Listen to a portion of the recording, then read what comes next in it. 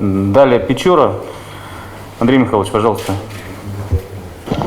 Добрый день, Сергей Анатольевич, Виктор Алексеевич. Значит, по первому этапу, значит, планировалось нам, конечно, сдать 5 домов, но реально выходим в этом году только на 2 дома. И то, значит, по Ленинградской вводим в эксплуатацию сегодня. Комиссия отработала в пятницу прошлую. Замечания были записаны. На данный момент они очень активно устраняются.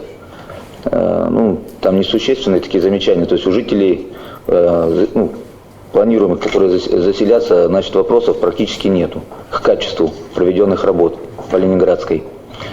Планируем сегодня ввести в эксплуатацию. Параллельно будем работать на оформление собственности жильцами. Так, по социалистической 55А. Значит, там в принципе все по строительным все закончено. Планировали мы ее до Нового года сдать. Вот у нас 2 дня есть, ввести в эксплуатацию, но там нету счетчиков учета электроэнергии поквартирных. Сегодня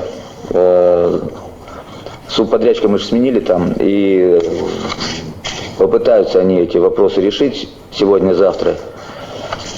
Так что, если получится, в этом году сдадим в эксплуатацию. Вот, по домам по Школьной, которые мы планировали, значит, там не получилось с подрядчиком договориться, чтобы они вышли раньше закончить. По Советской они выходят, тоже то, что планировали сдать по Советской, по улице Советской, тоже выходят в январе. И тут же выходят у нас на железнодорожную, выходит еще подрядчик 6 января. То есть у нас мы уходим в январь месяц